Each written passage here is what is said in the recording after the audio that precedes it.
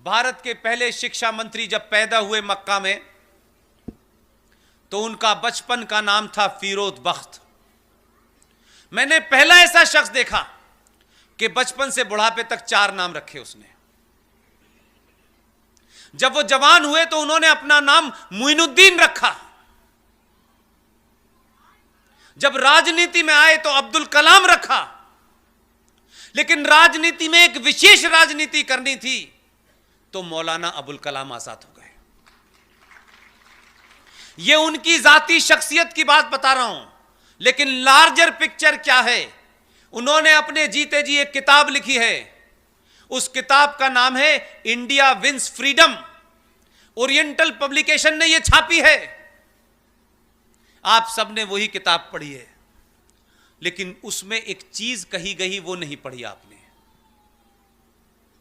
यह आदमी कितना बेईमान था, अपने जीते जी इसमें सच बोलने की हिम्मत नहीं थी, क्योंकि उसको अपना एजेंडा पूरा करना था, इसलिए सच नहीं बोला। यह मक्कार आदमी 1958 में वो अल्लाह मियां को प्यारे हो गए, लेकिन अपनी वसीयत के अंदर यह लिख के गया यह आदमी कि मेरे मरने के 35 साल बाद मैंने 30 पन्नों पे कुछ लिखा है, लेकिन मैं अपनी किताब में नहीं जोड़ सकता। मेरे मरने के बाद इन 30 पन्नों को मेरी किताब में जोड़ देना। ऐसा ईमानदार आदमी भारत का शिक्षा मंत्री था, जो अपने रहते हुए सच नहीं बोल पाया, अपने बारे में सच नहीं बोल पाया। उसने भारत की शिक्षा नीति में कौन सी सच्ची बात कही होगी, इससे बड़ा कोई झूठ हो सकता है? समझ रहे हो? समझ रहे हो आप? समझ रहे हो? 1998 के अंदर सुप्रीम कोर्ट में केस चला, उनके वारिसों ने केस जीत लिया। ओरिएंटल पब्लिकेशन स्वाइन ने वो केस जीता और वो 30 पन्नों के साथ वो किताब दोबारा से छाप दी मार्केट में। हमारे समाज ने फिर भी नहीं पढ़ी। हम तो बहुत महान मानते थे, क्योंकि मौलाना आजाद ने जिना की बुराई की, कहा कि जिना तुम पाकिस्तान बना रहे हो, ये गलत कर रहे हो। मुझे जिना से कोई शिकायत नहीं है, मुझे असदुद्दीन ओवैसी से कोई शिकायत नहीं है, मुझे इस देश के सेकुलर मक्कार मुसलमान से शिकायत है। उसने यहां रह करके जिना से ज्यादा खतरनाक काम किया। 90 के अंदर वो किताब छपी, पूरे मार्केट से किताब गायब हो गई। जिन्होंने उस पर राजनीति की थी उनको पता था ये किताब अगर गलत लोगों के हाथों में पड़ गई तो हमारा पूरा का पूरा जो सेकुलरिज्म का चरित्र है वो जमीन पे गिर जाएगा। लेकिन मैंने भी सही जगह जन्म लिया है। उस किताब की एक कॉपी मेरे पास भी है। तुमने किताब भले ही इस मार्केट से गायब कर दी हो, 3 साल में मैंने उसको इतना बताया है कि लोगों को पता चल गया ये देश का पहला फ्रॉड शिक्षा मंत्री क्या था। उस 30 पन्नों का जिस्ट इतना ही है कि उसने कहा यह बात मैं कह नहीं सकता, बताना नहीं चाहता, क्योंकि उसका एजेंडा भारत के अंदर सेकुलरिज्म की आड़ में इस देश में आज जो शाहीन बाग बन रहे हैं वो उसकी वजह से बन रहे हैं। 30 पन्नों में उसने कहा Jinnah was right, Nehru was wrong. Nehru चाहते थे कि पाकिस्तान बने, जिना नहीं चाहते थे। यह बात अगर अपने सामने कह देता तो शिक्षा मंत्री नहीं बन पाता। तो भारत की आने वाली जनरेशनों को जिस तरीके से आज वो एक रास्ते से उतर गई हैं, जिसकी वजह से स्वामी जी से लेके हजारों लोगों को, हम लोगों को रात में जग जग के सही बात बतानी पड़ रही है, वो नहीं पड़ती अगर ये बात ना होती तो। ये वो खतरनाक लोग थे जो भारत में रहते हुए ये कहते थे सब कुछ मिल जाएगा, क्यों जा रहे हो, तुम्हारी जितनी हसरतें हैं, जितनी ख्वाहिशें हैं, यहां रह के पूरी हो जाएंगी। पाकिस्तान बड़े सोच के बना था जो यहां रह गए थे। 1946 में पाकिस्तान बनने के लिए मुस्लिम लीग ने वोट मांगा 475 सीटों में से मुस्लिम लीग को इस देश के मुसलमानों ने 425 सीटें दी। सारे देश का मुसलमान पाकिस्तान चाहता था, लेकिन कितने समझदार लोग थे, पाकिस्तान बनने के बाद यहां से गए नहीं। आपके बॉर्डर पे एक इस्लामिक मुल्क बनवा करके एक आर्मी लगवाने के बाद, एक ईस्टर्न बॉर्डर पे आपके एक पाकिस्तान इस्लाम बनाने के बाद यहां से नहीं गए। इसीलिए अलीगढ़ यूनिवर्सिटी में जब मेरे बड़े भाई हुआ करते थे, मैं स्कूल में छोटा होता था तो एक नारा लगता था, वो मैं कभी समझ नहीं पाता था कि इस नारे का मतलब क्या है, क्योंकि मेरी जिंदगी सुबह से लेकर शाम तक कुरान, इस्लाम, नमाज, हरिया और शरीफ में से गुजरती थी। उस वक्त ये नारा बड़ी आसानी से लगता था बीच बीच में कि लड़ के लिया है पाकिस्तान, हंस हंस के लेंगे हिंदुस्तान। आज 70 सालों के बाद इस देश को पता चल रहा है कि जो यहां हैं वो इसी संविधान का हिस्सा बनके, इसी डेमोक्रेसी का इस्तेमाल करके उन्होंने एक आदर्श सत्ता इस देश में स्थापित कर ली थी। आज जो लोग धरने पे बैठे हुए हैं, उनका सबसे बड़ा संकट है 1000 या नहीं राजा दाहिर सेन के बाद अगर आपने सही इतिहास भी पढ़ा होता और स्कूलों और कॉलेजों में भी नहीं पढ़ाया गया होता, तब भी आप उन किताबों को पढ़ लेते जो मार्केट में मौजूद हैं, तो यह दिन देखना नहीं पड़ता आपको। आज सत्ताएं आती तो इस देश को विश्व गुरु बनाने वाले रास्ते पे ले जाती। आज जो सत्ताएं आ रही हैं, पुराने कुकर्मों को वो साफ करते करते 5 साल बीत जाते हैं और भारतीय राजनीति में हर 5 साल के बाद वोट लेने जाना पड़ता है और वोट का डेमोग्राफी का बदलाव तेजी से हो रहा है। यही कारण है कि राजा दाहिर सेन की कहानी आपने इसलिए नहीं पढ़ी कि सिंध आपके जनगण मन के अंदर तो आता है, लेकिन सिंध का आखिरी राजा, वो हिंदू राजा जिसका नाम राजा दाहिर सेन था, उसका इतिहास पढ़ा होता तो आप खड़े होकर के ये छोटे भाई का पजामा, बड़े भाई का कुर्ता पहने हुए इधर से उधर घूम रहे हैं। ऐसा लगता है सारा ज्ञान इन्हीं को है। इनका कॉलर पकड़ के पूछते, बेशरम मक्कारों, जरा ये तो बताओ, तुम हमें काफिर कह रहे हो? हम काफिर हैं। कुरान शरीफ में 30 आयतों में 34 बार काफिर का जिक्र आया है।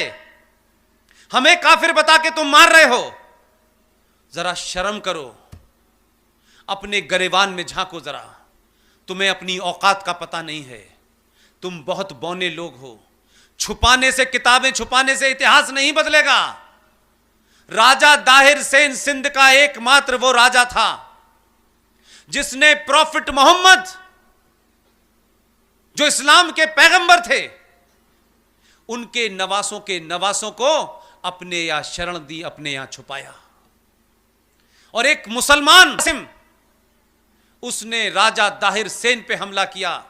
राजा दाहिर सेन के घर में पति, बीवी, पत्नी, मां, बेटी सबको मारा। राहिर ज्यादा हिंद को भी मार दिया। लेकिन राजा दाहिर सेन का डीएनए देखिए 5000 साल पुराना। उसने अपने घर में प्रॉफिट मोहम्मद साहब के नवासों को शरण दी थी। तब वोट बैंक की राजनीति नहीं थी और सेकुलरिज्म नहीं था। यह हमारे डीएनए का हिस्सा है। हमने नहीं देखा कि वो कौन हैं। वो इस्लाम के मानने वाले हैं और इस्लाम मूर्ति पूजा के खिलाफ खड़ा हुआ है और मूर्ति पूजकों को तुम मुशरिक कहते हो, तुम काफिर कहते हो। हमने तब भी अपना धर्म निभाया था। मुझे दुख इस बात का है, आप वहां से चले थे। 1000 साल में चंद राजाओं के डर के सामने, उनकी तलवार के सामने आपने शलवार पहन ली। आपने जजिया से बचने के लिए आपने धर्म छोड़ के मजहब इख्तियार कर लिया। आपने कभी उनसे पूछा? ये अनीस भाई, ये रफीक भाई आते हैं, उनसे तुम हमें डरा रहे हो? हमारे पूर्वज गुरु गोविंद सिंह हैं।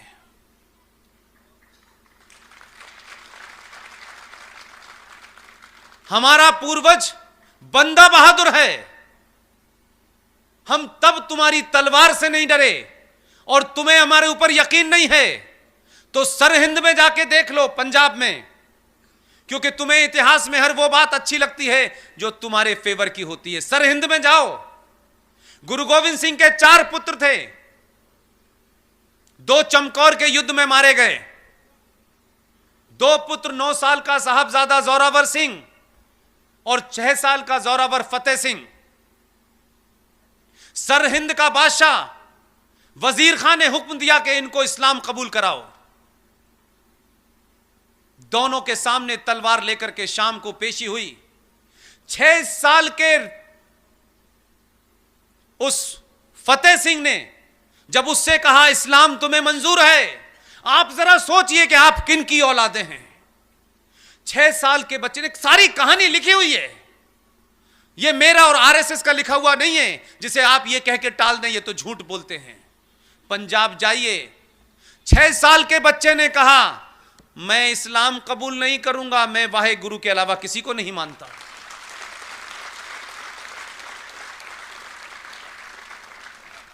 दोनों को जिंदा दीवार में चिनवा दिया गया।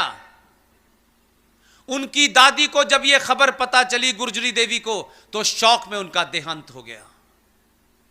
और वो यहीं तक नहीं रुका, यह कहानी पकड़ के उसे सुनाइएगा, जो दिन भर यही करते हैं, सुनाइएगा ताकि उनको पता चले तुम हो कौन।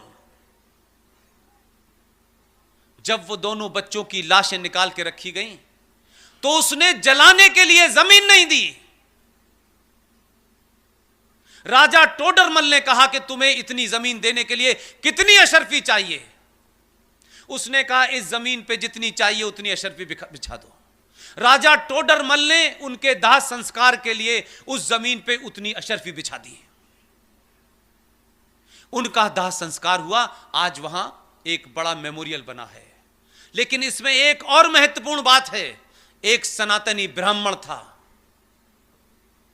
उस सनातनी ब्राह्मण ने यह शपथ ली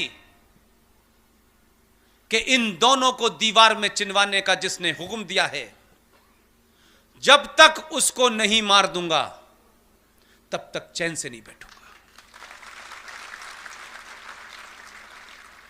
भाई मदन दास ने अमृत चखा, पगड़ी बांधी और बंदा बहादुर के नाम से युद्ध किया।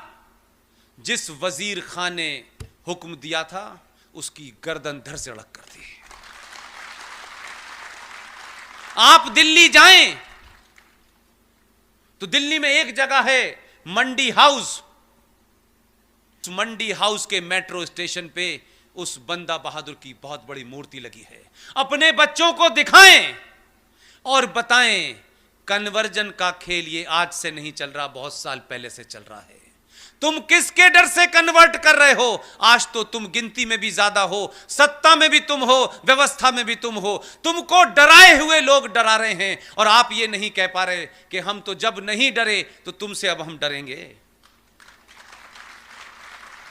अपने इतिहास को अगर पढ़ा दिया जाता, इसीलिए सत्ताओं पे बैठने वालों ने आपको वो इतिहास नहीं बताया कि अगर आप अपना इतिहास जाग जाते, आप उसको समझ जाते, तो वो सत्ता के ऊपर 19 साल और 16 साल कभी नहीं बैठ पाते।